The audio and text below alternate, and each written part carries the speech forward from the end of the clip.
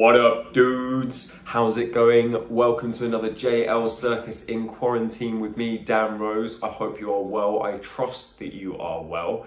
Today, we've just got some circus to play around with. We're gonna do away with a little bit of the fitness because if you have been participating in the Zoom sessions that have been going along with these JL Circus videos, then you will know that we as a JL Circus group are working towards making a group video of all of the things that we've learned throughout our sessions with JL Circus in quarantine. So in today's session, we're just going to go over a couple of extra tricks that I want you to just give a go in the hope that you might be able to record them so that you could then give them to the video project that we're working on. That explains what's going to go on in this session today. So let me just tell you what you're going to need to participate. We're going to need a newspaper and some sellotape.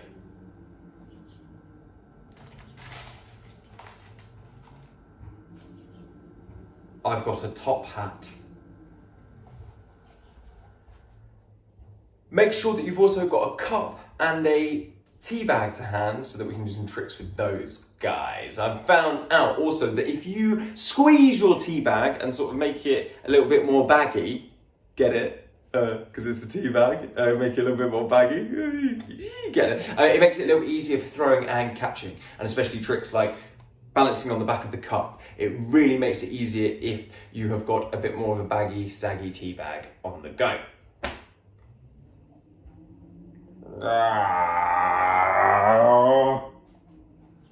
You'll also be wanting a toothbrush and a cup. Now remember, if you can make the cup plastic, it does make things a little bit easier for when they hit the floor or the ceiling and it doesn't break, okay? So nice plastic toys, plastic things. You're also going to need 3 juggling balls. I'm not juggling these balls, by the way. They're just sort of floating. So if I go away, they'll just keep juggling. See, it's amazing, isn't it? Now we know what we're going to need for the rest of the session, let's get down to it. And we're going to kick off with a little bit of newspaper balancing. So, go and grab your newspaper, go and grab that bit of tape that I asked you to prepare, and I'll go through how we're going to turn this sheet of newspaper into a wonderful balancing toy. So, take your paper, roll it up into a tube, very much like we did in the exercise. This was like the first session that we did this in JL Circus in quarantine, all those weeks ago, all those months ago now, and it hasn't changed. We're going to make a long tube like we did. We're going to take the sellotape, put one at the top, one in the middle, and one on the bottom. And that gives us our wonderful balancing tube. Now, in the first session, I just talked about the basics of trying to get the tube to just balance on your hand and what we're thinking about when we are doing that. But because today is a slightly more advanced session, I'm going to give you a couple of things that you could possibly try and practice with the hope of being able to do them for your JL Circus in quarantine video. The first place that we're going to try practicing is balancing on the center of our arm. Now, this isn't too difficult or different from balancing on the arm, on the hand, but we have a lot less mobility in our arm than we do in our hand. Now, what I mean by that is that if I want to send my hand all the way over here, I can do. And I have all of these places that I can move, meaning that I have maximum mobility to keep this balance. No matter where the top of this goes, I can always go and follow it. When I'm just using my arm, I now cut off a lot of the room that I can move into with my body, because I can't go all the way over here really, because otherwise it starts falling off. I want to make sure that I'm keeping like a right angle at my arm so that this part of my arm is always flat. At no point should it ever come down like this, should never come up like this. And that means that I only have a limited amount of range that I can go to for this trick. That's why it is a lot harder to do it on the middle of the arm. But very much like with the hand, it will just take a little bit more practice, and I totally believe in the fact that you'll be able to get this. Just keep giving it a go and persevering with it. The next place that I'm going to challenge you to see if you can balance the balancing tube is on your chin or on your nose. Now this is quite an advanced technique. I didn't get to balancing things on my chin or my nose until I was juggling for quite a long while. So don't worry if you can't get this right away. It's all about just trying these things and having some fun along the way. So we're going to take the balancing tube. Oh, it might be quite difficult to do it on your nose if you're as tall as the ceiling is like me. Oh, I should have checked this out before I started filming. Am I doing it, guys? Is this perfect? Have I got it down? Okay, I'm gonna have to bend my knees a little bit so that I can show you the actual balance. So, the first thing that you will notice is that, again, like with my arm, I've taken away a lot of my mobility, okay? It's not as though I can move my head around really, really quickly when it's up like this and make sure that I'm nice and safe and not hurting my neck. I've got a very limited range of mobility when I'm trying to balance something on my nose. So I have to move around with my feet, and I have to make sure that my hips are completely straight, okay? I'm not moving from my hips to balance things, okay? I'm not going backwards or going forwards. I'm constantly trying to keep this part of my body upright while moving my feet underneath the top of the object, because I'm always looking at the top of the object. That hasn't changed, like from when we were balancing it on our hand or on our forearm. I'm always trying to maintain the bottom of the object underneath the top of it, and I do that by moving my body around. Now when you're trying this, you might be moving around quite a lot with your feet. That's absolutely fine. You will start making the movements a lot smaller as you get better at balancing. And the goal for this is to be able to balance something on your face without moving a great deal. Definitely without moving your feet, just by moving your hips back and forward, but while keeping your chest upright. So there's plenty of things to think about there. And ultimately, balancing just takes a lot of practice. Some of the techniques that I could give you just to practice is just seeing how long you can hold it up there before it starts to fall, okay? And then you'll catch it again so that it isn't falling down to the ground, and then you'll get it reset, rebalanced, make sure it's not like this. It's not like this, it's nice and straight. There you go, 1, 2, 3, 4, 5. Oh, it's starting to fall again, okay? And then you catch it again, you give it another go. 1, 2, 3, 4. Ah.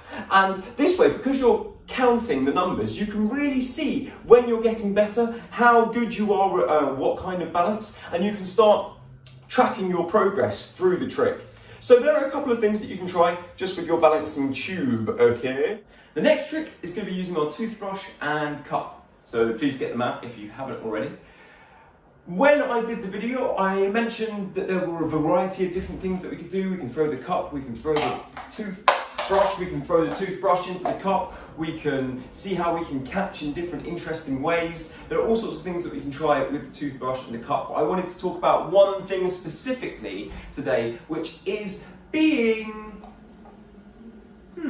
as precise as you can be with the movement of the toothbrush around the cup, okay? Now what I mean by that is that I would like you to see if you could challenge yourself to make sure that if you are throwing and catching, you know exactly how much the toothbrush is spinning before you catch it. So what I mean by that is, if we were to go through a full spin with the toothbrush, throwing and catching it back in the cup, it would look like this. It would be thrown, the toothbrush would take one full rotation, so the handle of the toothbrush would come back down and be caught back in the cup like so, okay? And hopefully,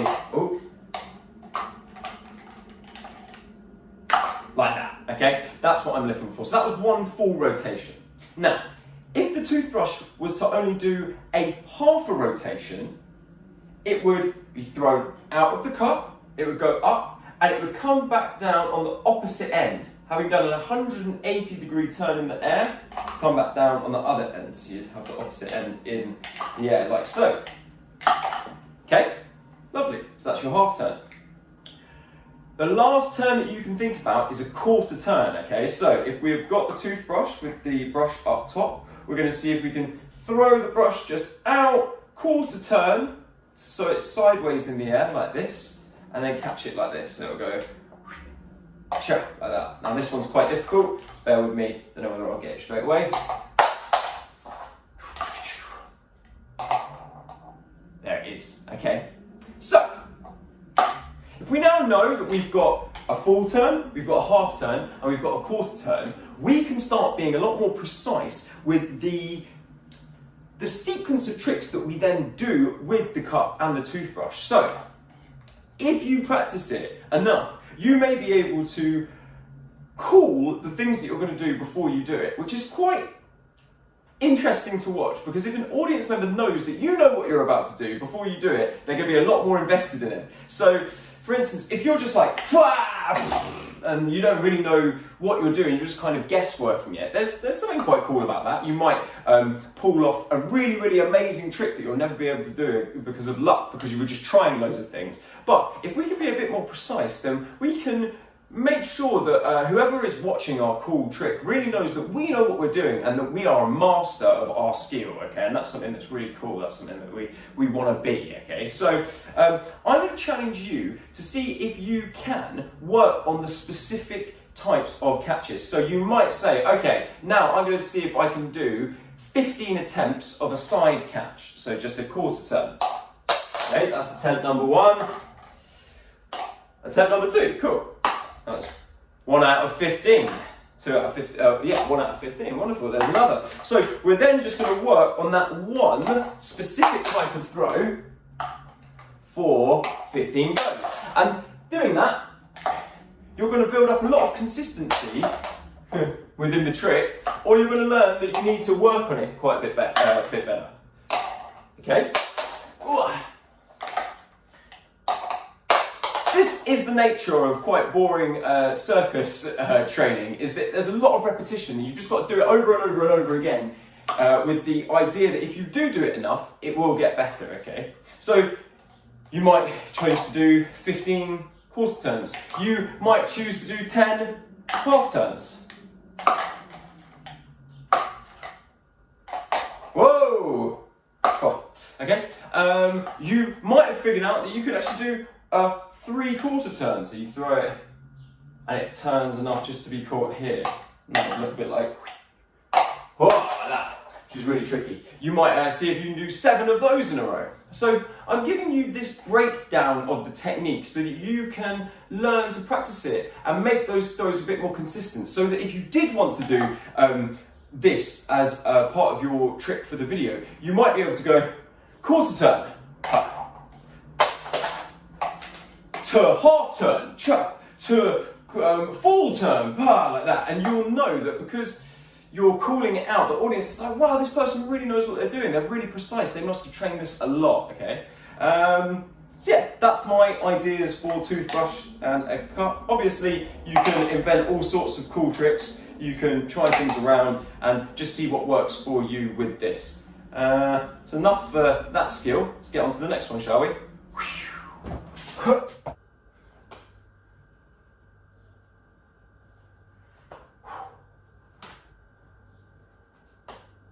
The next part of our session involves one juggling ball, so please go and grab it if you don't have it to hand, or a sock, or a tennis ball, or whatever it is that you have been practicing your juggling with for the JL quarantine session so far.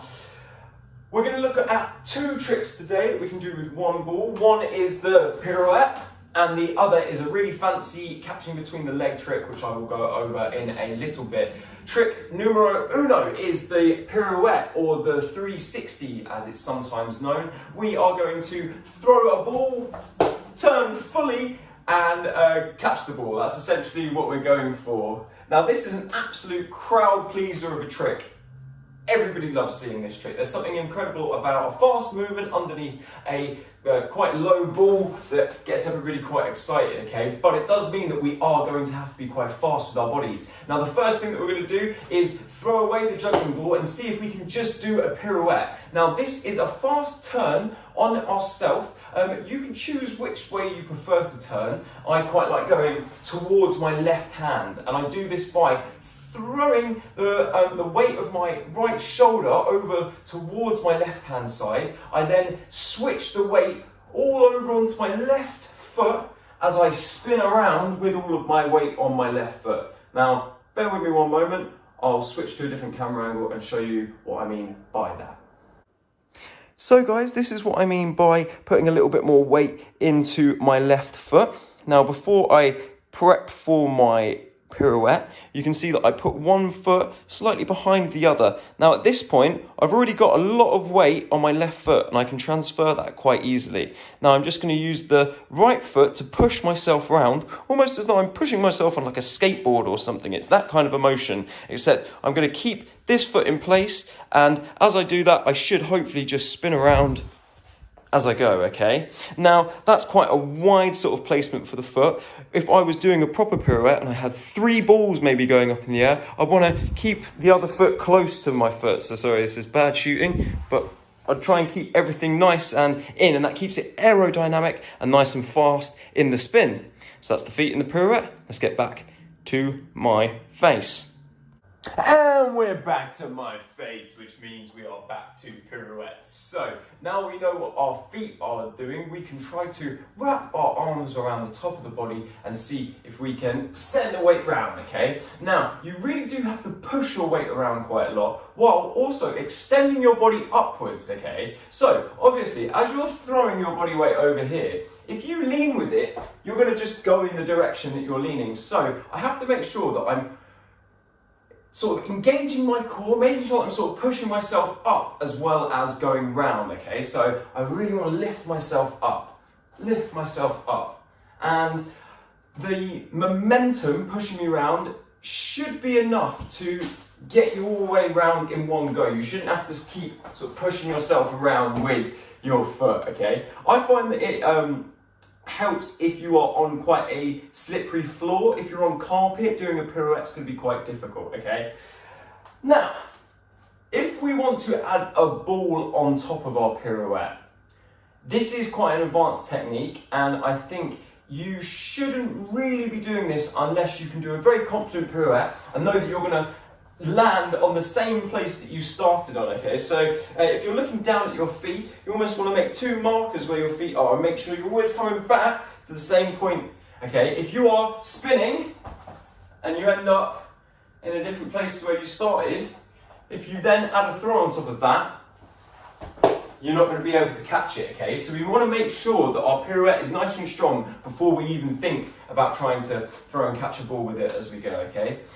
If you're on the stage of doing a throw-catch pirouette, we are thinking about giving ourselves as much time with the ball in the air as possible, okay? So you don't want the throw to be really low. We want there to be a nice bit of height to the throw, so you've got a nice bit of timing, so you can throw that pirouette underneath it, okay?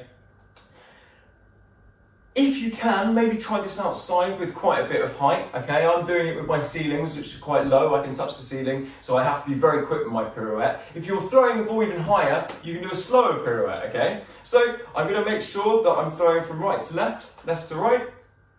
Maybe on my next throw, when I'm throwing over towards my left, I might see if I can add the pirouette in there. Okay? Now, this is just something you're going to need to practice a lot at. It's the only way that you're going to really learn how to do the movement and really get your hand-eye coordination behind it. But with a bit of practice, I'm sure you'll be able to do it just fine. Let me explain what the next trick is going to be.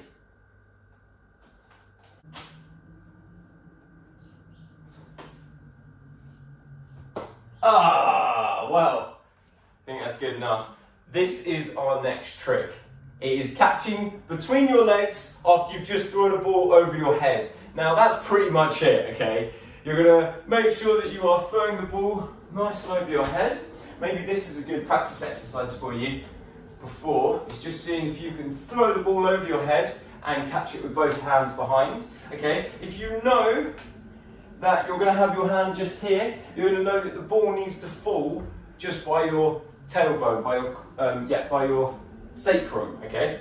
Where your back meets your bottom. So, we're We're going to throw just over the head like so, wait until the last moment, and then put our hand through, okay? If we bend before the ball has reached this part of our body will get in the way and we'll probably catch it on our back, okay? We want to make sure that we are really waiting for that last moment to see if you can catch that ball. Now, even if you're hitting your hand, that's brilliant, okay? It means that you are having the right timing to do this trick. It just means that you need a little bit more practice with it. Now, look, I can't do it every time. It's a very, very hard trick. I think I moved a bit too early there. But I'm just trying to give you some things that you can work on. And also, the nice thing about creating a video is that we can choose the best moment of our session on working on that trick, okay? So a lot of the videos that I make for you guys are quite heavily edited, as you might know. I even tell you that, I've got to go away and do this trick enough so that I can video it and show you the trick. Now that's what I want you guys to do. I want you to go away and practice a trick loads and loads and loads, but basically just show me the good stuff, okay? Show me the times that you get it. And this is a perfect trick to show that with, because it's such a hard trick that if you film yourself trying it for half an hour, chances are you'll do it once, okay? And if you've got the camera rolling, you'll have the proof that you did it.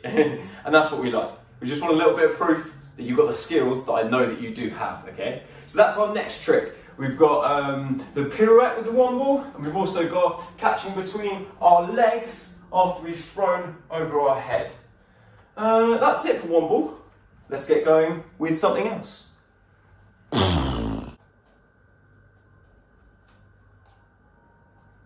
Our second to last skill is going to be involving our teabag and a cup, okay? And it is exactly what I just showed you. It is a teabag on the arm bounce, okay?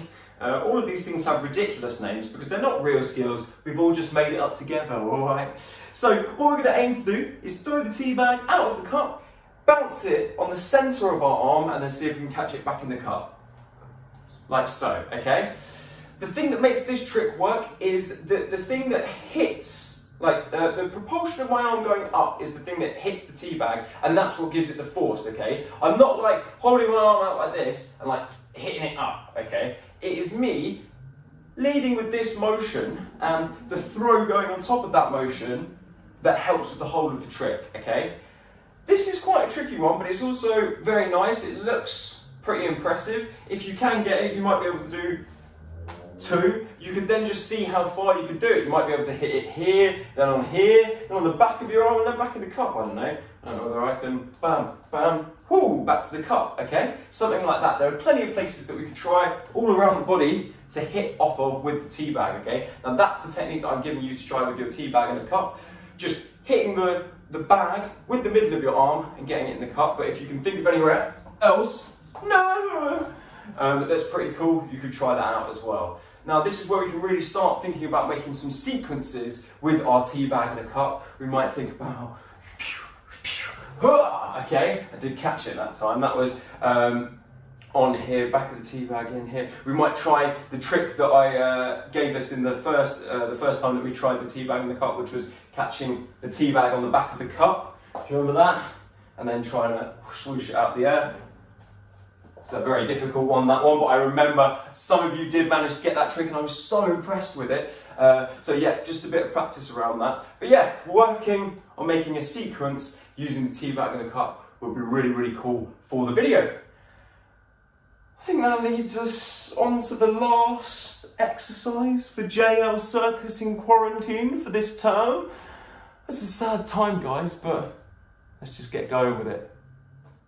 The last trick that I have for you guys to try today is a very advanced one, okay? Now, I would suggest going back and making sure that you have learned your 3-ball cascade, which was in the last video, before you attempt this trick. This trick is for really the people who have been coming to JL Circus for a little while, or people who do know how to do this 3-ball cascade very confidently already, okay? So, the trick that we're wanting to learn is this one. And a lot of people call this columns. They call it W. Some of the juggling community even calls it a bunch of numbers called 4, 2, 3. Confusing as anything. But ultimately, one ball is being thrown straight and it comes back down to the other the same hand. Another ball is being thrown across and it goes to the other hand, okay? And those are the two throws that are really involved in this pattern. Up and across. Switch over to the other side. Up and across, okay? Now, within the Cascade, we've only ever learned across, across, across, across, across, across, across. We're going to have to switch our heads up a little bit and now think straight, across, okay? Now, as I say, the best exercise that I reckon I could give you for this is going down to two balls, seeing if you can get that straight across, switching to the other side, straight across.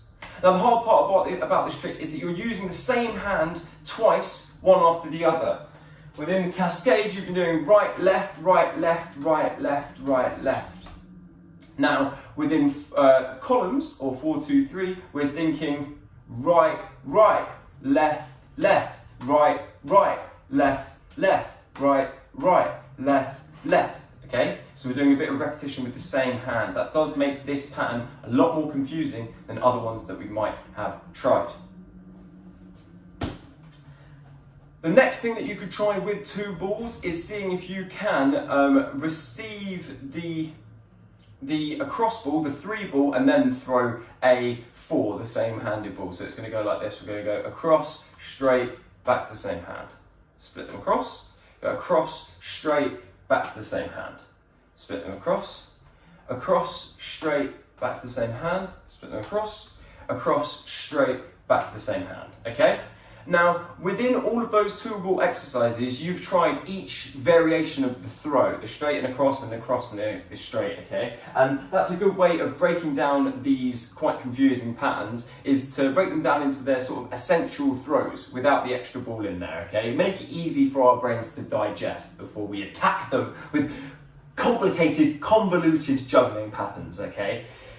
Once we've practiced with two balls quite a bit and you're feeling quite confident that you know that it's straight across, you're going to grab a third ball and you're just going to try the first two ball exercises but with 3 balls in your hands. So it's going to look like this: straight across, collect.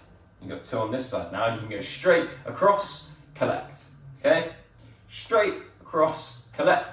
Straight across, collect. And now you're going to do the other 2 ball exercises with 3 in your hands. So you're going to go across, straight, collect.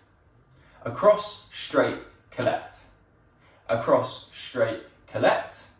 Across, straight, collect. Lovely. Okay, cool. So now you've done all of the exercises with the 3 balls in your hand. You can try starting the other side now. Okay, so you're going to do 3 throws. It's going to be straight, across, straight. Starting with your right hand, or starting with your left hand if that is your dominant juggling hand, if you know that that's your stronger hand. So I'm going to go straight, across, straight. Okay? Then we can try it on the other side. Straight, across, straight. Just 3 throws. That is essentially the pattern, because then it just goes on infinitely, and you can just keep going. And you can start adding on the throws that you're going to do. So if you've done 3 throws, you can now try 4. Straight, across, and we're back at the starting position, okay? This is essentially the same for any pattern within juggling. You just want to break it down into the amount that you can do, instead of just keeping on going until you eventually drop, okay? We don't want that. Because that's when juggling gets really frustrating and our patience gets tested and we get bored and then we say, no, I can't do it anymore, I don't want to do it. All right, we don't want that. We want to make it nice and easy so that we can keep practicing all day long so that we can get really good at the throw. Now, a couple of other things to think about when you're practicing your columns shape is that you want to make sure that all the throws are the same height, because that gives you the same timing for this pattern, okay? Now when you get better, you might be able to make the middle one a lot smaller than the outside ones. And you can start playing around with maybe even where you're putting those outside ones. So you're changing the shape of the pattern, okay? But for the meantime, we want everything nice and high, all at the same sort of rate, okay? Now, as you may or may not have noticed, all of the balls stay in their own lane, and that's why we call this trick columns, because they always sort of stay in their own columns, all right? Now that I've changed the middle ball, you might be able to see that a little bit better. Okay, so you'll know that you've gone wrong within the pattern if one of your balls changes places, okay? You know that something hasn't gone quite right.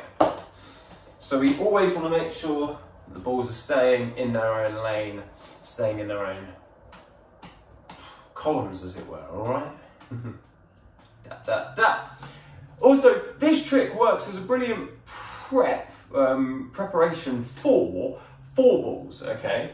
Because if we add an extra ball in there, none of the balls cross when we're doing 4 balls. They all just stay as these outside throws, okay? And these are our 4s. These are the throws that are staying in their own place in our columns, okay? Now I keep saying all of these numbers and stuff. This is a form of juggler speak called sight swap. And I think that if you did want to look into sight swap, just have a little Google of it. If you're allowed on the internet. Make sure that you are allowed before you go on Google. But yeah, have a little Google of sight swap and see what information you can find out there about it. It is quite confusing, but it is quite handy to know if you are looking to get into a bit more juggling, okay? So yeah, if you are hoping to do a little bit more advanced juggling or push your juggling into 4 balls, this trick is a brilliant thing for you to learn, and that's why I have included it in today's session.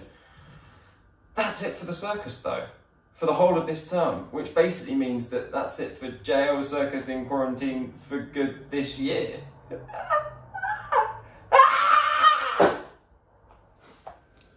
And that was it, guys. That is the last JL Circus in quarantine for this term that we have planned so far. So, how have you found it? Have you enjoyed having me shout at you through a screen every other week? Have you gotten enough out of it that you have progressed a certain circus skill that you've learned at home? Maybe you could do a little bit of self-reflection now just to answer a couple of these questions and think up a couple more questions around your own practice to see what you really got out of the sessions.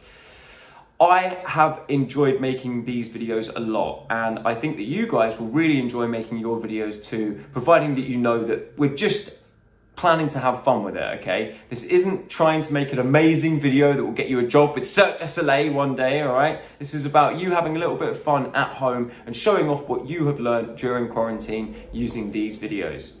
Yeah, that's it for this week, and this term, and this quarantine.